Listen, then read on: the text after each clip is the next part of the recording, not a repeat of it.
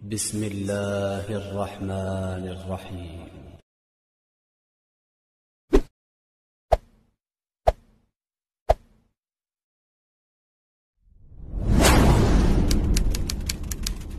Adalah pengharaman khamar, Khamar, bir ya, diharamkan agak belakangan ya, sekitar tahun 8 Hijriyah. Yaitu pengharaman secara total. Ya, secara total. Adapun khamar pengharamannya adalah secara bertahap.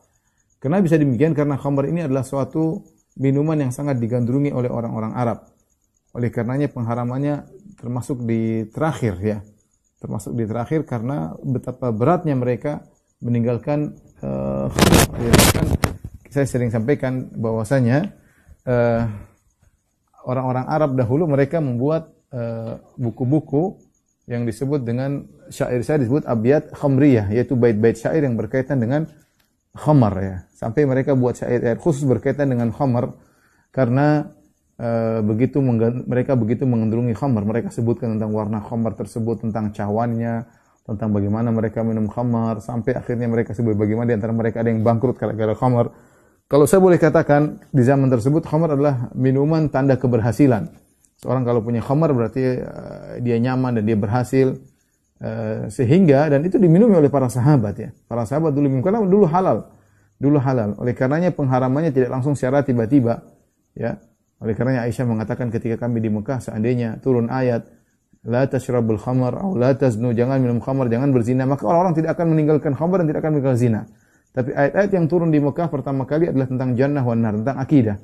Agar orang-orang akidahnya kokoh. Ketika sampai tahun 8 Hijriah baru diharamkan khamar, maka mudah bagi para sahabat untuk meninggalkan karena akidah mereka sudah kokoh. Ya. Adapun proses pengharaman khamar ada 4 marhalah. Marhalah pertama, Allah hanya menyebutkan tentang khamar dan Allah gandengkan dengan rizki yang baik. Seakan-akan khamar adalah lawan daripada rizki yang baik. Tapi tidak ada hanya sekedar isyarat, tidak ada pengharaman. Allah Subhanahu wa taala berfirman dalam surat An-Nahl ayat 67, "Wa min thamaratin nakhili wal a'nabi tattakhiduna minhu sakaran wa rizqan hasana." Kata Allah Subhanahu wa taala, dan di antara buah-buah dari pohon korma dan juga buah-buah dari pohon anggur, tattakhiduna minhu sakaran. Kalian menjadikan dari buah anggur dan buah korma tersebut sakaran, yaitu khamar. Wa rizqan hasana, dan juga kalian menjadikannya sebagai rizki yang baik. Di sini khamar tidak diharamkan, tapi Allah pertama kali sebutkan khamar dalam Al-Quran, Allah bandingkan dengan rizki yang baik. Seakan-akan khamar bukan termasuk dari rizki yang baik, tapi belum ada pengharaman. Cuma penyebutan secara isyarat. Ya tattakhiduna minhu aw min thamaratin nakhili wal a'nabi tattakhiduna minhu sakaran wa rizqan hasana. Buah-buah korma dan buah-buah anggur kalian ambil dari buah-buah tersebut, kalian jadikan bir dan kalian jadikan rizki yang baik ya. Tidak ada pengharaman terhadap khamar, tapi disebutkan seakan-akan dia adalah oposisi daripada rizki yang baik ya. Oposisi rizki yang baik, seakan-akan khamar haram tapi belum ada pengharaman, cuma isyarat saja. Ini pertama, marhalah pertama. Marhalah yang kedua ya, yaitu ketika orang-orang bertanya tentang khamar, mulai ada kegelisahan dari mereka. Ya, karena khamar rupanya menimbulkan ini, menimbulkan ada problem-problem yang timbul gara-gara khamar. Maka mereka bertanya kepada Nabi sallallahu alaihi wasallam, "Yas'alunaka 'anil khamri wal maisir." Mereka bertanya kepada kau tentang hukum khamar dan perjudian. "Qul fihima itsmun kabiru wa manafi'u lin-nas." Katakanlah bahwasanya pada keduanya, perjudian dan khamar, ada dosa besar. Wa manafi'u lin-nas, meskipun ada manfaat-manfaat bagi manusia, wa itsmuhuma akbaru min naf'ihima. Tetapi dosanya lebih besar daripada manfaatnya. Dosanya lebih besar daripada manfaatnya. Sebagian ulama seperti Ibnu Katsir dan yang lainnya menyebutkan tentang keutamaan khamar, yaitu dari sisi duniawi. Dari sisi duniawi, mungkin khamar membantu pencernaan, mungkin khamar menghangatkan badan, mungkin khamar membuat kelezatan, khamar membuat melupakan sebagian perkara-perkara yang menyedihkan ya. Ada manfaat-manfaat duniawi yang berkaitan dengan khamar. Manfaat tersebut banyak mungkin berkaitan dengan khamar. Mungkin sebagian orang bisa jadikan khamar sebagai obat. Tetapi kata Allah, wa itsmuhuma akbaru min naf'ihima, bahwasanya dosanya lebih besar daripada manfaatnya. Artinya dosanya berkaitan dengan akhirat ya. Manfaat tersebut manfaat duniawi, tapi dosa berkaitan akhirat membuat orang lupa sehingga orang tidak ingat, kehilangan akalnya, sulit bagaimana beribadah kepada Allah, sementara tidak bisa orang gila beribadah. Ini marhalah kedua, belum juga ada pengharaman, masih ada perbandingan saja tentang manfaat khamar dengan kemudaratan khamar. Maka Allah menyatakan benar manfaat itu ada, khamar ada manfaatnya, tapi itu perkara duniawi, namun mudaratnya lebih besar berkaitan dengan ukhrawi. Marhalah yang berikutnya, marhalah yang ketiga, sudah ada pengharaman khamar namun muakkad, ya, temporal saja, ya, hanya sekedar tempo tertentu, tidak seterusnya. Yaitu kapan? Tidak boleh seorang minum khamar kalau menjelang salat. Khawatir kalau mereka salat dalam kondisi mabuk, maka tidak tahu apa yang dibaca. Allah Subhanahu wa taala berfirman dalam surat An-Nisa, "Ya ayyuhalladzina amanu la taqrabus salata wa antum sukara hatta ta'lamu ma taqulun." Wahai orang yang beriman, janganlah kalian mendekati salat, ya, yaitu jangan salat sementara kalian dalam kondisi mabuk sampai kalian tahu apa yang kalian ucapkan. Jadi kalau orang minum khamar ba'da maghrib enggak boleh karena dia pasti mabuk. Isya nanti dia mabuk, enggak boleh. Minum khamar ba'da zuhur juga enggak boleh, dia pasti akan mabuk pada asar. Salat asar dia pasti mabuk. Tapi kalau minum khamar ba'da subuh mungkin zuhur sudah sadar. Jadi kalau minum khamar ada ba'da subuh boleh minum khamar, atau ba'da isya minum khamar, subuh sudah sadar.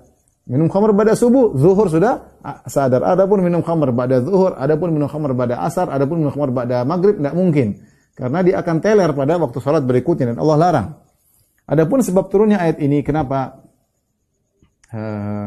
diharamkan khamar, ya, ketika hendak salat, di antaranya diriwayatkan Tirmidzi, Abu Dawud dan Tahawi dalam Syarah Mushkilil Athar dengan sanad yang sahih dari Ali bin Abi Thalib. Ali bin Abi Thalib radhiyallahu anhu cerita, "Sona alana Abdurrahman bin Auf ta'aman."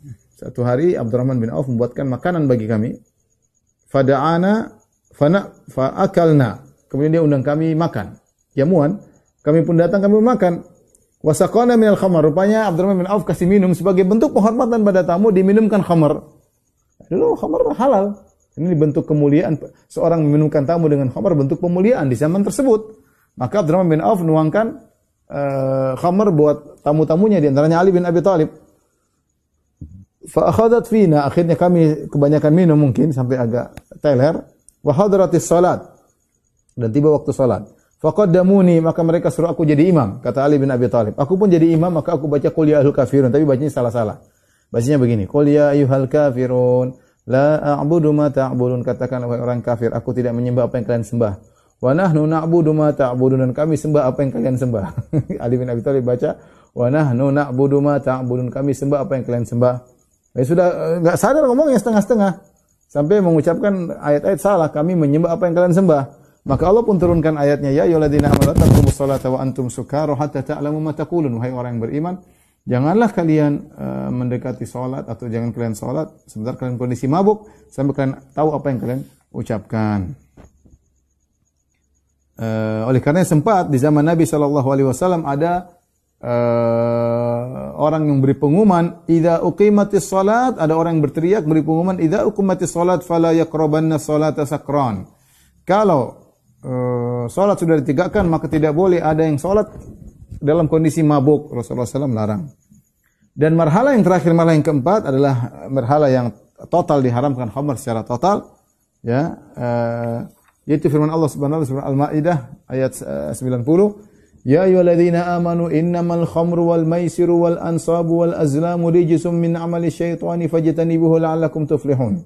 Innama yuridu syaitanu an yuqi'a bainakumul adawata wal baghdha'a fil khamri wal maisir wa yasuddakum an dzikrillahi anis salati an dzikrillahi wa anis salat fahal antum muntahun. Ya, kata Allah Subhanahu wa taala, wahai orang yang beriman, sungguhnya bir, perjudian, berhala-berhala dan azlam untuk mengundi nasib, rijsun min amali syaitan, adalah najis dari perbuatan syaitan. Fajtanibu la'allakum tuflihun, tinggalkan itu semua kalian beruntung. Ketika turun ayat ini, para sahabat langsung buang khamar dari mereka. Ada yang dari mulutnya dia tumpahkan, ada yang mau dituangkan dibuang semuanya, bahkan ditumpahkan di jalan-jalan. Karena Allah mengatakan fajtanibuhu, jauhilah diri kalian daripada khamar, ya, daripada disuruh menjauhi khamar. Dan para sahabat segera menjalankan perintah Nabi sallallahu alaihi wasallam. Di antara yang diriwayatkan oleh Syaikhan, yaitu dari Bukhari dan Muslim dalam sahih mereka, dari Anas bin Malik radhiyallahu anhu. Kata Anas, kuntu saqil qaum yauma hurrimatil khamr. Anas, kita tahu Anas ibunya namanya Ummu Sulaim. Ummu Sulaim ketika ayahnya Anas meninggal, dia menikah dengan Abu Talha. Jadi Anas bapak angkatnya Abu Talha. Kebetulan ada tamu-tamu datang ke rumah Abu Talha, ke rumah bapak angkatnya. Dan Anas bin Malik masih kecil dan dia adalah pelayan yang menuangkan khamar kepada tamu-tamu. Kita katakan tadi khamar adalah minuman yang untuk dihidangkan untuk memuliakan tamu. Ada tamu datang kasih khamar, berarti kita memuliakan tamu. Maka aku bagian menuangkan khamar kepada tamu-tamu pada waktu itu. Wa kana Abu Talha qad ijtama ilaihi ba'du ashabi. Abu Talha waktu lagi kumpul sama teman-temannya. Putus suaranya.